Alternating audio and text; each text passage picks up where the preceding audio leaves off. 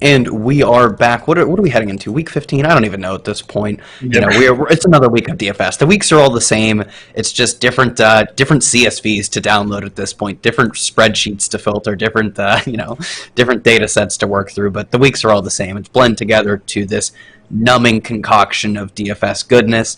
How did last week treat you, Brady?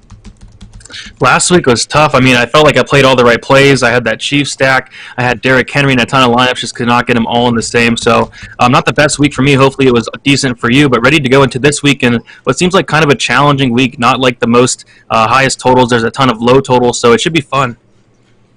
Oh, no, last week was no good. I faded the big dog, and I should have checked the calendar. I didn't realize what month it was. It's December. You know, why would I ever do such a thing? But, faded the big dog. And actually, the worst part is I got some, I got my receivers very correct, too. And I got some quarterbacks in the right ballpark. But you fade to Hember, and, sometimes that he does those kinds of things to you. So we'll see if I'm fading him again this week. Spoiler alert, I'm probably fading him again this week. Let's hop into it. It's my thing. It's my brand at this point.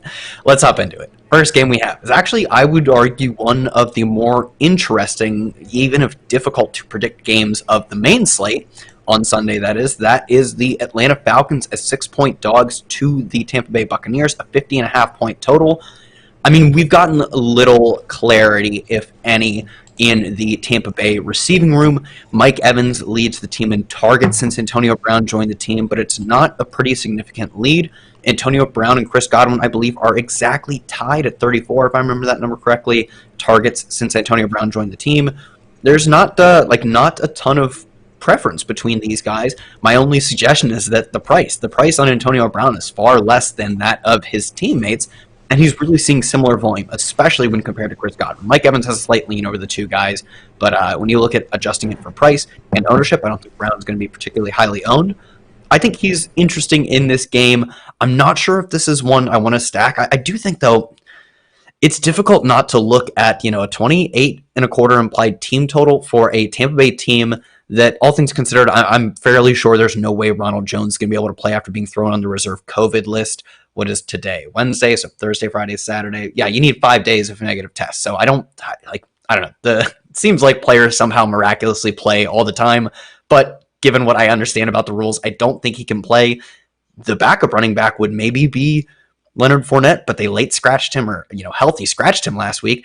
I think those are all the more reason just for the team to continue to pass the football at one of the highest rates. As much as I don't think I'm confident in who I'm going to be stacking Brady with, I might just fire off a lot of Brady lineups and know that a handful of them are going to be, potentially very high ceiling lineups once I get the receiver right. What do you make of this Tampa Bay side? Yeah, so last week I really did like the Tampa Bay stacks, and they were low owned like I thought they would be. It's just they did not do great. Yeah, they did not do great. No. Tom Brady did not do great against the Minnesota defense, and you got another good opportunity here against the Atlanta Falcons, a matchup I like even more. So yeah, I'm going to go back to it. I still think it's going to be low owned. The stacking options with Brady, Mike Evans, 6,500, Godwin, 6,200, and like you mentioned, Brown is very cheap as well. Brown is 5,400, so it's so easy to stack it. It's going to be low owned. There's upside. I like it a lot. I'm going right back to it. Even after last week, I think it's going to be even more low owned this week because of how bad they did last week. So going back to it here, you got very nice run back options. Of course, you got guys like Calvin Ridley, Julio Jones if he plays. So I'm all over the stack this week. Did not work out last week, but that doesn't mean it can't this week. Yeah, so I think my favorite thing, if Julio Jones is out, which the team called him week to week, and I don't think he practiced on Wednesday, so it seems less likely than that he plays. It seems like we'll probably get another week of Calvin Ridley as the number one. In a spot like this, I'm generally looking to almost always play a run back option because in the ideal scenario, Brady doesn't, even if they don't have a starting running back, essentially, Brady, you want him to continue to throw throughout the fourth quarter. You want this game, for instance, to be back and forth and the Falcons to stay close. That means that I'm almost always in this type of game looking to run it back with someone on the other side when I already know that, let's say I'm always single stacking Brady. I have probably you could say a 1 in 3. Honestly, though, I think Gronk kind of makes it a 1 in 4 chance of getting it right, especially when you adjust for price. I'm going to have to build a decent amount of Brady lineups to find the right combination. And if I'm always running it back, well, how many run back options are there?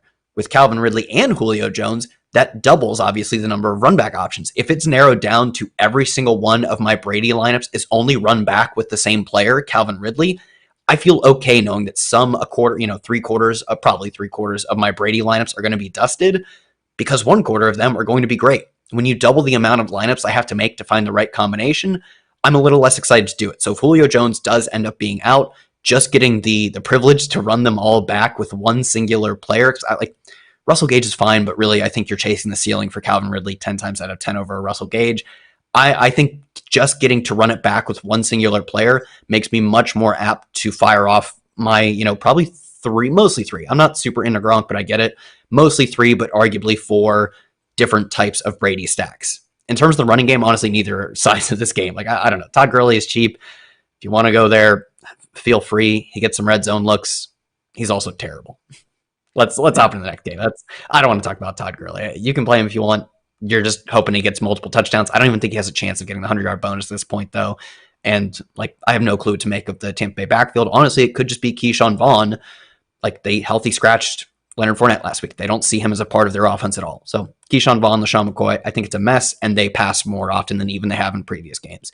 Next game, another pretty good one. It's Minnesota versus Chicago. 3.5-point favored Minnesota, 47-point total.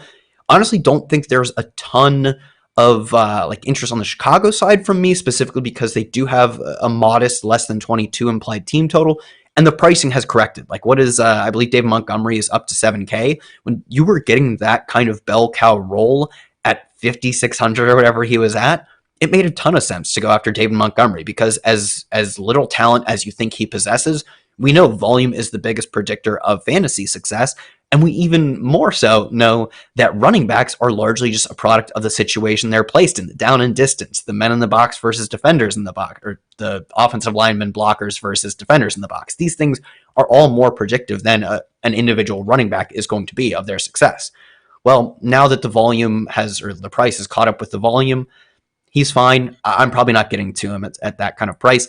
Allen Robinson's kind of the same thing. I think he's approaching 8K, he's 76 or 7,800. He's fine. Again, I get it. I think if I'm playing players from the Minnesota side of things, I'm probably trying to fit in one of these two guys. But really, for the price, I honestly think I'd rather stack any one of Dalvin Cook, Justin Jefferson, Adam Thielen with Cole Kmet at just 3K on DraftKings. Saw, I believe, 7 targets last week. Has clearly taken over as the number one tight end. Jimmy Graham isn't out of the picture, but he's maybe a backup plus. He's not completely dead like, a Tyler Conklin could be for behind Irv Smith or whatever. But essentially, we do have a number one tight end in Cole Kmet at 3K. I think I'd rather correlate that because his value looks better than correlating an Allen Robinson with a Justin Jefferson. What do you make of, for the Minnesota side, the guys are all good. If you don't have a strong take on Justin Jefferson versus Adam Thielen, there's not much of a debate. It's play one of them or Dalvin Cook. What do you make of the Chicago side, which I think there's a little bit more room for strategy? Yeah, for me personally in this game, it's probably just going to be a game of one-offs. And you mentioned him, Cole Kmet, probably my go-to tight end this week at 3,000, averaging 7 targets in his last 2 games, averaging 11.5 DraftKings points in his last 2 games as well. So he's been looking good, and he's getting the usage there at 3,000. So I like him a lot. Another tight end you can look at on the opposite side of the ball is going to be Irv Smith. If Kyle Rudolph has not played, been looking good as of late.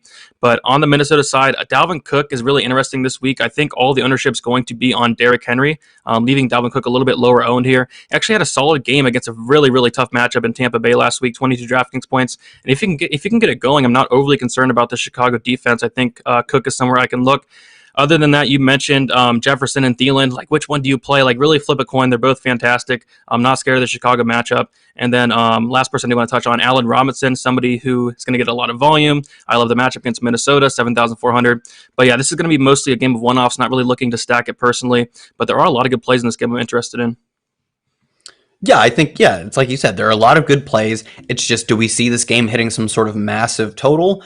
At 47 points, I think we're going to get similar ownership, if not less, or at least, maybe less ownership, honestly, on the game we just talked about, Atlanta versus Tampa Bay. At least the ownership projections I have looked at have most of the guys in that game coming in as fairly low owned.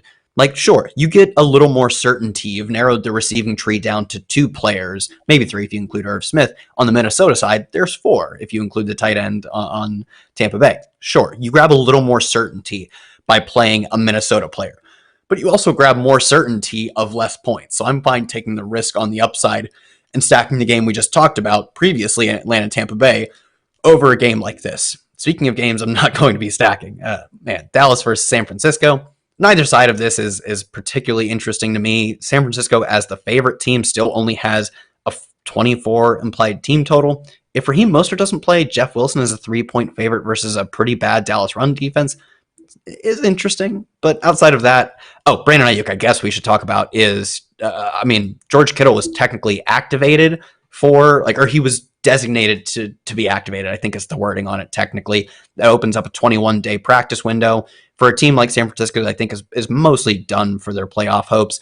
There's it's obvious you have 3 weeks left. You open them up at this point. So it's not a real strong indicator that he's going to play this week. If he doesn't, Brandon Ayuk is averaging over 10 targets in the games where neither of Deebo Samuel or George Kittle are able to finish the game. It's like a 5-game sample. Nick Mullins is fine. I think he's one of the high volatility backups, which in terms of fantasy is better than you could hope for most backups. Given Ayuk's probably 10 plus target, I don't want to say floor, but his 10 plus target median projection, I think Ayuk at his price range, is probably one of the best cash type plays of the slate. I think if he ends up coming up to a crazy high ownership by the end of the week, maybe there's an argument to try and play like a Jordan Reed or Jeff Wilson as leverage. But at this point, his ownership isn't particularly high. His projection is very high. I'm playing a lot of Ayuk, and that's about it in this game. Yeah, so for me, I'm not really interested in anything, honestly, from the Dallas side. But on the San Francisco side, you touched on all three I'm looking at. And Ayuk is a big one, 6,300. Just seems like he's so cheap. The dude has 16 targets last week, getting a ton of targets as of late. He's averaging at 22 DraftKings points in his last 5 games. Been very consistent in what not better matchup than the Dallas Cowboys, who have again have the second most DraftKings points to opposing wide receivers. So I'm all over Ayuk this week. I do feel like he'll be fairly popular, though, but still, it's really hard to get away from him at that price. Jordan Reed, if Kittle does not come back, I think Jordan Reed is way too cheap at 3,200, again, going against this Dallas defense. So Jordan Reed, Ayuk, and then, like you mentioned, Wilson Jr., not overly interested in it, but if Mostert does not play, it's really something you got to look at there. So those 3 for me, but really, really eyeing Ayuk this week. Yep, that's it. I think Ayuk is the obvious play in this game.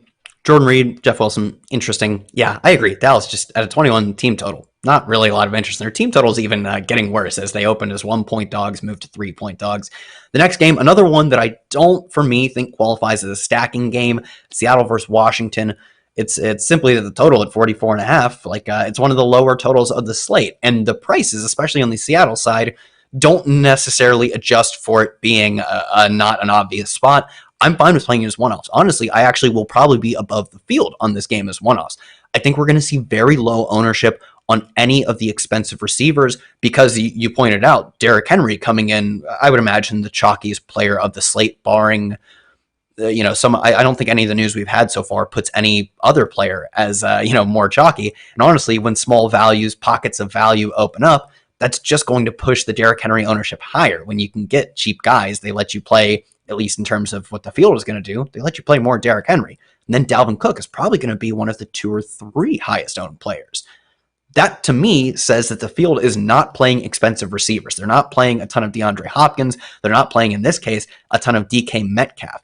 If the field isn't playing a ton of DK Metcalf, I get his over 8K price. It's difficult for him to pay off. He's not going to pay it off every week. When, Devontae Adams comes in that price, I'm like, I don't know. He's probably paying it off. DK Metcalf, more volatile. I don't think he's a lock to pay off his price right now. But the field seems to think that there is no way he pays off his price or is able to beat out on a points per dollar basis some of the other expensive guys, specifically at running back. For me, I get this Washington defense is good, but the Seattle team total is not bad. DK Metcalf seeing since week 7, I believe, since week 7, over a 40% air yard share. Whenever they want to move the chains, they just go to DK Metcalf. And when you look at the dude, it shouldn't be surprising. Just physically, the way he looks, the way he can dominate corners. I think DK Metcalf and a Terry McLaurin skinning stack, or I guess secondary stack, is one of my favorite individual plays of this slate. Terry McLaurin, one of just 2 players to see 6 targets in every game this season, along with Stephon Diggs. His volume is so consistent. The Seattle defense is allowing more passing yards per game than any team in the past 5 seasons. that specific correlation, and you could throw Tyler Lockett in there. I think DK Metcalf is a better leverage play off of the chalk, but you could throw Tyler Lockett in there as well. Combined with Terry McLaurin is the only exposure I have to this game, but I will be over the field on it.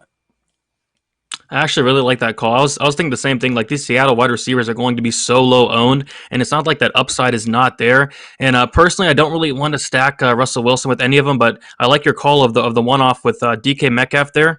And on the flip side, on Washington, you mentioned him, Terry McLaurin. So he's had a pass, like 2 pass games were kind of rough. 6 targets each of those games, only 4.4 DraftKings points and 3.4. But he faced some really tough matchups in 49ers in Pittsburgh there, and you get a really, really good matchup against Seattle, who is literally like one of the worst defenses against the pass. So I'm all over McLaurin. He's always going to have that volume, and you get a really, really good matchup here. So other than that, I think McKissick could be another good play here if Gibson's not playing. I don't know if he's going to play. He didn't practice Wednesday, so I think McKissick, and it was kind of frustrating because I had a decent amount of McKissick last week, and he only got 4 targets. Like any other time with Gibson playing, it's 10 targets, 14 targets, 15 targets, but it was kind of weird seeing him only get 4, so kind of expecting him to get back into that role of catching the ball, and at 5,700, I really don't hate it. So, I really like your call of Metcalf there for sure, though. Yeah, hopping into the next game, this is actually, I think it's by team total or by game total, it's the worst game of the slate. Miami versus New England, a 41.5 total. The only thing I can conjure in this game is that Salvon Ahmed could return to the lineup, and then Myles Gaskin is out. So that would essentially leave him back to the role we saw him in like 3 or 4 weeks ago, where he was pushing for 20 carries in a game. They are favored, and their team total is not bad at 21.25. I think if Ahmed plays and no other running back of note is like projected for a ton of touches, he's kind of interesting. That is the only thing I have in this game. I honestly probably won't even have much Ahmed. It's just that the field probably will have close to 0 of him. So maybe I'll sprinkle in 2 or 3%. Yeah, if Ahmed played, it's going to be really interesting at 4,700. The only thing I was looking at was Lynn Bowden Jr. at 3,600. The dude led his team in targets last week with 9, had 7 receptions as well. Only 3,600. This Dolphins wide receiver core is really beat up. If some of those wide receivers don't play, I do think you can have another good opportunity here. And I really like the guy. He played at a high school near me. I forget what high school it was. But what was it? I was laughing. Did he play quarterback at the high school? He played quarterback at, I forget which high school it was, but it was like 20 minutes from me. So I'm really familiar with the guy. And I like him at that price. You live close to me. Yeah, I know. What is it? He played at a high school close to me. It just didn't even dawn on me that means he also played at a high school close. I'll see if I can find it the next time you talk. Yeah, I'm trying to think. But yeah, I really like Lynn Bowden, especially if those Miami wide receivers do not play. It needs to be probably Devontae Parker and Jakeem Grant out for me to really be interested in Lynn Bowden. But in that specific scenario, yeah, he's a really good value. Outside of that, I'm fine moving on. Let's see. Baltimore versus Jacksonville, a 13-point spread in favor of Baltimore, 48 total, so much of that going towards Baltimore. I think Lamar Jackson has to draw some interest. And now when I think any ceiling game for Lamar Jackson probably involves at least a passing touchdown. I think what we saw from him versus the Browns was that like the minimum for a ceiling game is 1 passing touchdown. I think the more likely outcome for him to hit a crazy tournament winning performance is 2 passing touchdowns. But if he goes for 100 yards on the ground and scores twice, you only need 1 passing touchdown. That still means that one of the receivers on this team, or tight ends, the pass catchers essentially, has to catch a touchdown. Now that it looks likely, again, like the COVID rules like always somehow seem to get what I would call bent, but it seems like with Miles Boykin, James Prochet, and one other player, who else do they have that is on the Marquis Brown on the reserve COVID list? It's going to be a ton. I would imagine a ton of Mark Andrews. Last week, Mark Andrews and Marquis Brown split the number 1 pass catch and roll with 6 targets apiece.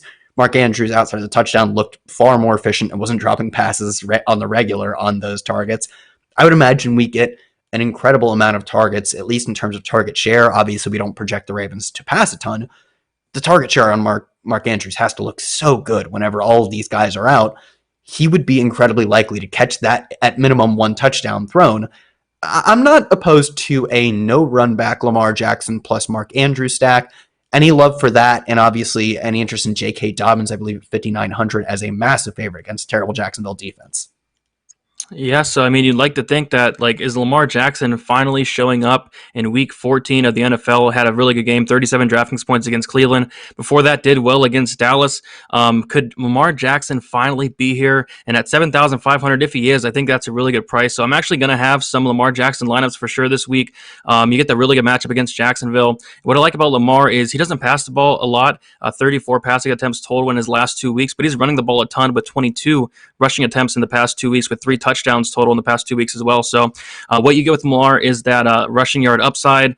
But yeah, the stacking options are a little interesting. It's probably going to be Andrews for me as well. But when you're throwing the ball only 17 times, like how much upside is he going to get there? But he should be getting the majority of those 17. So I definitely do like that stack there. I think Dobbins is very interesting in a game that should be ahead. Ravens love to run the ball. And it looks like he's that number one guy for the running back for Baltimore there. So I think at 5,900, really good matchup. I like it. But yeah, the problem for me would be the run back options because I don't see much. James Robinson, if anything, but I really don't like that, honestly.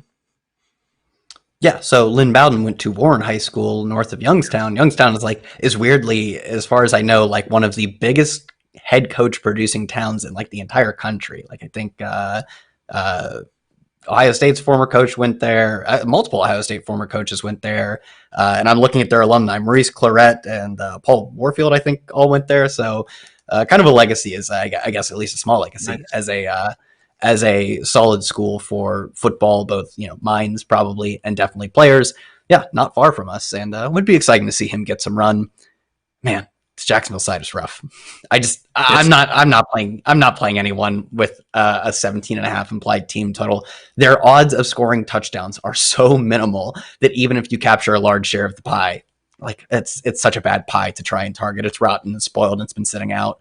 The next game, we're not sure what's going to happen in this game. It's Tennessee versus Detroit. I don't think Matt Stafford has been ruled out yet as far as I know, but the team was, quote, like not overly optimistic that he would play. That tells me that he's probably not going to play. Chase Daniel was his backup last week, would likely be his backup this week, or be the starter, I guess, this week. Man, Tennessee with over a 31 implied team total. The obvious question is are you this week going to play the big dog? Me personally, yes, I'm playing the big dog. I played him quite a bit last week, and I'm going right back to it. 9,500. That is a steep price tag, though. And the only reason I'm playing him, and I'm typically somebody that likes to fade Henry, but when I fade him, I like to fade the games where they're going to be coming from behind. If they're going to be favorites, especially at home, I do want some exposure to Henry there. Especially being out ahead, I think they're going to run the ball a lot more. And I just know it's such a big risk. But again, like the price tag's so high, he's going to have to score a ton. And I do think he scores a ton here against Detroit, who has like one of the worst run defenses in the league. If you want to get different, you can attack the Tennessee passing game. Tannehill stacks with A.J. Brown's been looking fantastic. Corey Davis has been looking fantastic. He's cheap, 5,800. Don't really like the run back options, though. So probably for me, honestly, it's going to be Derrick Henry and move on. On the Detroit side, I think Swift is really interesting at 6,400. But really, for me, it's just going to be Derrick Henry, although it's going to be so chalky this week. Yeah, I think my strategy for Henry is that I'm not going to rule him out, but I am going to boost Dalvin Cook's projection to make him a better points per dollar play, so that like the only reason I'm getting Derrick Henry is when I have Vault, like I'll have randomness set, and like in hand building, I think if you're building multiple lineups, I would be building a majority of my lineups as Dalvin Cook because I think their ceilings are ballpark the same. You could argue Derrick Henry a slightly higher chance at achieving a ceiling outcome, and maybe that ceiling outcome is slightly more. But we've seen very similar games from Dalvin Cook. They both have that 40-plus point upside, and they both achieved it on a regular enough basis. I don't think there's any reason to say one of them is vastly more likely to outscore the other. But Derrick Henry is 500 more and will be 10 to 15% more owned, I believe. So I will be having more Dalvin Cook. I'm not Xing out Derrick Henry, though. I didn't even X him out last week. I had very little Derrick Henry, but I wasn't zero on him. I won't be zero on him again this week. And I might even try to get more exposure than I was last week because the spot it seems like Vegas would have to be so incredibly wrong for Derrick Henry to not hit this week because they are massive favorites and this line could even continue to grow. I have it lined at 11 right now. Man, I don't even know if that's going to, I think that actually might grow as the week goes on and people realize Chase Daniel is going to play. Yeah, it seems like as a massive favorite against a terrible Lions run defense, Vegas would have to be standard deviations wrong for Derrick Henry to not smash. So might try and get a decent amount of exposure to Derrick Henry. I still think I end up coming in under the field, but that's only because I think Dalvin Cook is a viable alternative, which I'll be going to. I think they're both fine plays. I think A.J. Brown, really interesting leverage play. If he can cannibalize 2 maybe drives with long catches, he will be, he'll be a better play than Derrick Henry, and he'll really negatively impact Derrick Henry. And Corey Davis also drawing some ownership, deservedly so. He's not expensive, and he's seen a lot of targets, but the same argument applies to playing A.J. Brown over him. I think A.J. Brown is probably a solid leverage play, but overall, all these guys make sense. I'm not going to be taking strong stances, although I'll be betting the under on Derrick Henry again, just maybe not to the extent that I was last week. And I'm not playing any Lions. Like anytime you tell me Chase Daniels is team's quarterback, it's enough for me to not play him. Next game we have is the Indianapolis Colts versus the Houston Texans, a 7-point spread in favor of the Colts. It's a 51 total, which is interesting. I think potentially like a really good leverage play with a 29 implied team total is a Phillip Rivers T.Y. Hilton skinny stack. You don't have to run it back. I think I'd probably try and do so with Brandon Cooks. I get it. It's ugly. These guys are old, dusty Phillip Rivers and T.Y. Hilton who are like hanging out at the old folks' home before they head out to practice. But T.Y. Hilton has played good as of late, and Phillip Rivers has essentially been good all season. Right now, he is top 11. He's like 11th in a few of these. He is top 11 in yards per attempt, adjusted yards per attempt, QBR, and quarterback rating. Like, he is simply playing at the level we've seen from him in years past. And honestly, maybe even better than we've seen him play at years past. If his number one receiver is going to be T.Y. Hilton, which has been the case for the previous 3 weeks or so, I think playing that as a skinny stack is going to be unpopular, and probably unpopular to the extent that I have to get a little exposure to it. Yeah, I think nobody's going to have that. So for that reason, I think it's very interesting. I think Rivers is fine. I'm not the biggest fan of the guy, but very cheap, 5,900. Very good matchup against Houston here. And like you mentioned, a really cheap stacking option with T.Y. Hilton, someone who has been fantastic. 25 DraftKings points in Week 14, 28 in Week 13, 18 in Week 12. He's been really, really good. So I actually kind of like that call, and it's going to be very, very, very low owned as well. Same thing on the Indianapolis side. Jonathan Taylor, is he finally coming into form here? 20 rushing attempts last week, 150 rushing yards, 2 touchdowns, 33.5 DraftKings points. Can he do that again? I mean, if he gets the opportunity, I think he can against this Houston run defense that's very, very bad. So I think Taylor is actually very interesting at 7,200. They priced him up a ton from last week. Last week it was 5,800. I still think he's a decent option there. On the Houston side, I don't hate Watson sacks this week. I think Cooks may be coming back. If he does, I still think 6,000 is way too cheap for him. If not, I think Chad Hansen's a really good option at 4,200. Somebody that's been being very good. But yeah, I do like that Rivers call there. I really do like it. But yeah, interesting for Jonathan Taylor. What do you think about him? Do you think he's going to get that usage? If he does, I think he has some serious upside. Yeah, I was on a lot of Jonathan Taylor last week. I wish I had just done a better job correlating him with the other side, like with that Nelson Aguilar specifically, because I think that would have been, like, if I had done a lot more of that, that was kind of in hindsight, seemingly an obvious spot. If I like Jonathan Taylor, I should have liked the run backs a little more at least. And, I think that was a bad play on my part. But yeah, we've seen it in 2 or 3 consecutive Jonathan Taylor weeks. I know 3 weeks ago or so, he missed a game while on the reserve COVID list, but for the past 3 weeks of his games, he's seemingly taken over as the primary between the tackles player, and a player who is not dead as a receiver, despite having to compete with Nyheim Hines for targets. He himself has played well as a receiver out of the backfield.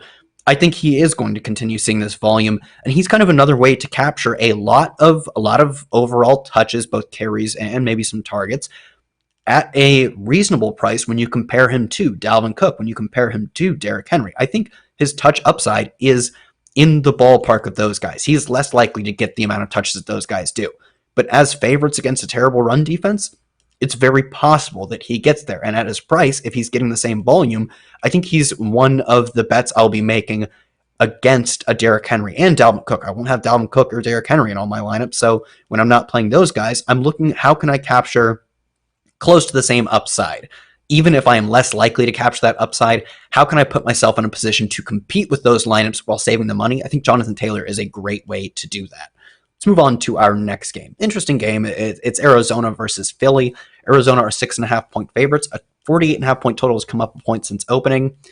I mean, on the Philly side, as underdogs, I don't have as underdogs for the low implied team total. I don't have a ton of interest in their running back Miles Sanders, despite him playing well last week. I have a little bit of interest in Jalen Hurts. My only problem is with the 21 implied team total. It's not incredibly exciting, but we saw him carry, I believe, 18 times for just over 100 yards last week.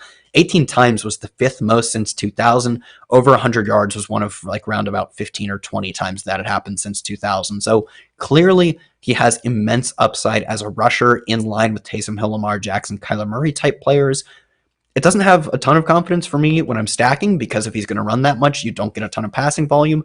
But for someone like Dallas Goedert at 3,900, you don't need a ton of passing volume. So I think a Dallas Goedert, Jalen Hurts stack makes some sense. The team total has me a little bit off of it. I do generally try and target teams with high implied team totals, but at their prices, you don't need them to score 28 points. You just need them to slightly surpass that 21 total.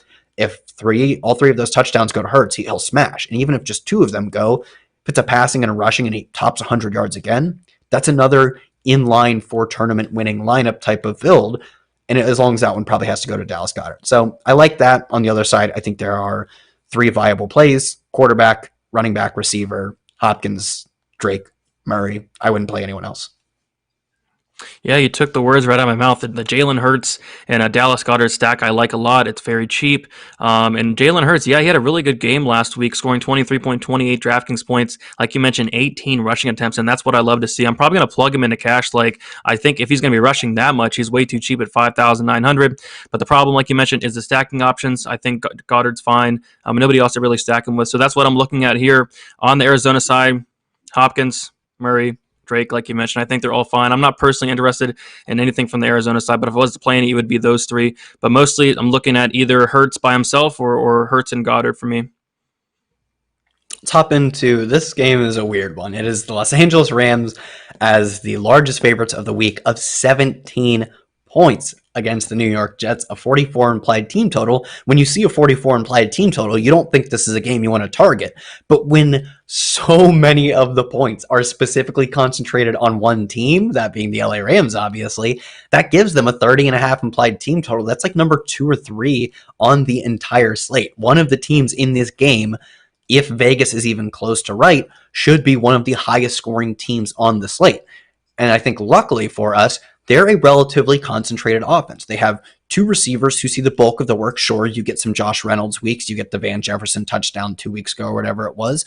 But the target share and air yard share from Robert Woods and Cooper Kupp vastly dwarf anyone else on the team. And up until recently, we had no clue what to do with their running back. They were a team that when they were winning would run the ball a lot. And that was exciting, but then you look at what do? They have Malcolm Brown, who steals some work and gets the pass catching role. They have Darrell Henderson, who they seem to be, getting a little more interested in than they were last season. And Cam Akers, this young rookie, but dealt with that rib injury, wasn't getting a lot of work. That's gone. I'm not 100% sure it's gone, but it looks fairly probable that it is gone because we have 50 carries from Cam Akers in the past 2 weeks. It was 29 and 21.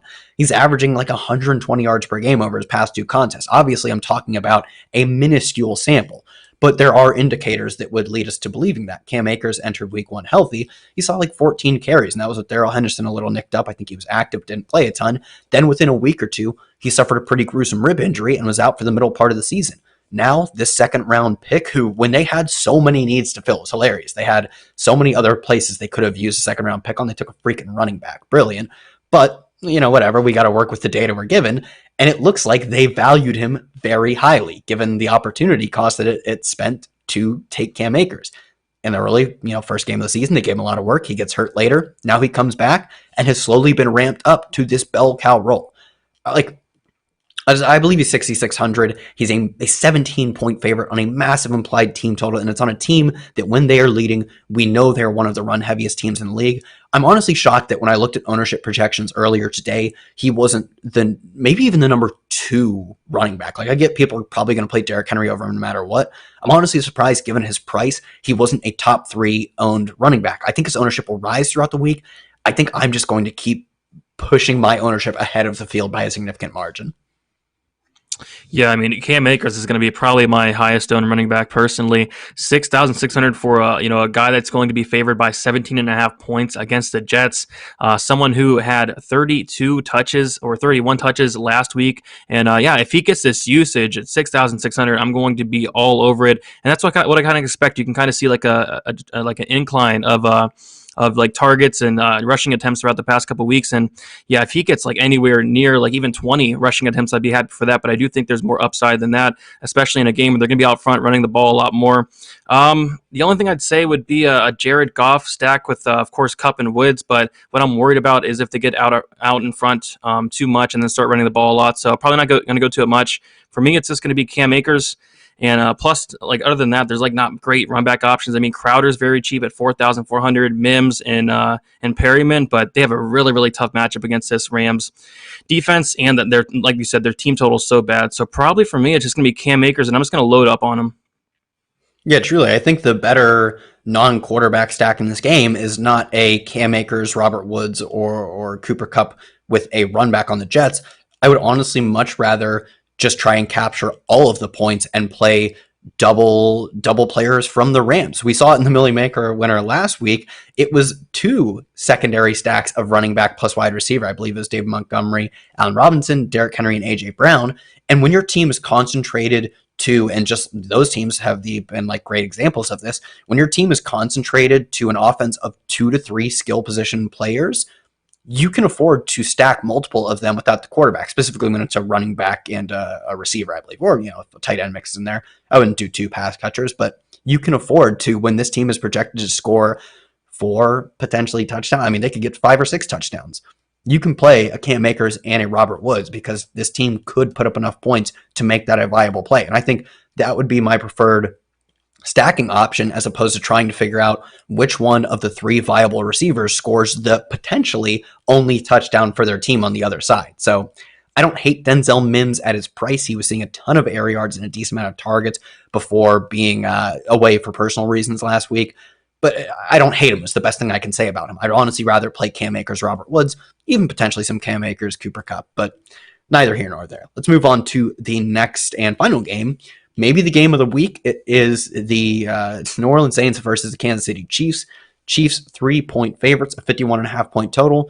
On the Chiefs side, the only thing I can bring you is that Sammy Watkins ran a route on 80%. It was a little over 80%, I believe, of Patrick Mahomes' dropbacks last week. Like, that Travis Kelce and Tyreek Hill and Patrick Mahomes, if you can find the salary, are, especially on this slate without Devontae Adams, probably the best play. Obviously, the best play at tight end. I don't think there's any reason to not see Patrick Mahomes the best play at quarterback, and sans Devontae Adams, probably the best play at receiver. It's a pricing game. It's a pricing and ownership game. They're the best projected plays. It's simply, can you afford to get there, and can you afford to play them when they're going to be some of the highest owned plays? I'm fine stacking this game as 2 one-offs, a Tyreek Hill plus Michael Thomas or Alvin Kamara. But for me, honestly, the prices in this game are so high, and the team totals and the game total is not at, they're not 35 implied team total for the Chiefs, and it's not a 57 game total on this game. 51.5 is in line with other games we have to target, but those games will be far lower priced. So for that reason, this probably isn't a game, at least from the Chiefs side, that I'm stacking. Honestly, I'd be more interested, assuming, I don't really care which quarterback plays. I think both are viable stacking options. Assuming Taysom Hill is the one, I'd be fine stacking him with a Michael Thomas and running it back with a Tyreek Hill, Travis Kelce, or like I said, I think Sammy Watkins is viable. Yeah, so very interesting here, just because of how expensive the Chiefs are. Mahomes 7,900, Tyreek Hill 8,800, and Kelce 8,000. And I have been stacking the Chiefs the past couple of weeks. It worked out well. Last week it worked out decent, but I did not have Derrick Henry in that lineup, which you couldn't because of how expensive these guys are. So I don't know. I think it's interesting to stack the team just because of how much upside they have. So I'll probably have a little bit, but like you mentioned, it's so hard to make a viable lineup with just how expensive these guys are. But you never know. Maybe there can be some nice value that opens up throughout the week. I see some value already. On the flip side, Taysom Hill, Michael Thomas stack is very intriguing to me. Taysom Hill only 6,000. I think he's actually been doing pretty well as well. So Taysom Hill and Michael Thomas, good running back options as well. Watkins, Hill, Kelce, you name it. So this is actually a game I really like. I'm surprised the total is as low as it is. I can actually see it, scoring more than that. But just the prices of the Chiefs, it makes it so hard to make lineups. Yeah, I think one other interesting play in this game would be Alvin Kamara. He's still well under 8K, and last week, for the first time in the call it the Taysom Hill era, they were losing, and they were losing pretty significantly. It was 17 points at halftime. They had played less than 2 quarters being at a deficit in the 3 games with Taysom Hill. It was 2 games versus Matt Ryan and 1 game versus a practice squad quarterback or practice squad receiver at quarterback. So unsurprisingly, they weren't in positions to be throwing the football a lot. Then when they go out and Jalen Hurts does his thing against them, they do become underdogs, and Alvin Kamara sees 10 targets, reels in 7 of them. I will concede that Taysom Hill lowers the target projection on a median basis for someone like Alvin Kamara. But he showed us last week that if they're going to be losing, that 10-target game is still in the range of outcomes. And honestly, I think you could push that even higher. So I think Alvin Kamara is still probably going to be a little underlooked given his combination of price and being, Alvin Kamara. What do you think about Kamara this week? Yeah, I like it. And you mentioned it. If they're losing, they're probably going to use him. And I do think they're probably going to be losing in this game. So, yeah, I actually think Kamara is a really good option. 7,400, probably lower owned as well. So, yeah, definitely a good look there. I like that.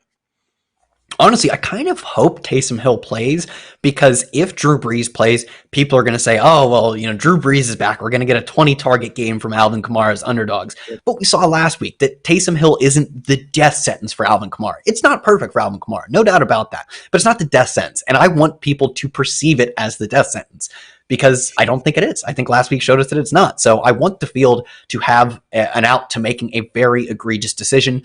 I think Drew Brees doesn't give them that out. So I hope we see Taysom Hill. I think it'd be really interesting to get, a Sammy Watkins plus Alvin Kamara secondary stack. You can say the same thing about, Tyreek Hill and Travis Kelce. But boy, am I a sucker for Sammy Watkins. He'll keep busting every week, and I'll never stop playing him. So I think that's going to do it for myself at Kyle Tweets here, for Brady at DFS_numbers. Brady, they can check you out Sunday morning with Emil at what time to break down? We'll have every single week. We have just so much injury news that comes out between now and Sunday morning. So what time can they check you out? Yep, 10 o'clock a.m. All right, you can check that show at 10 o'clock a.m. There will certainly be news to talk about. So for myself, for Brady,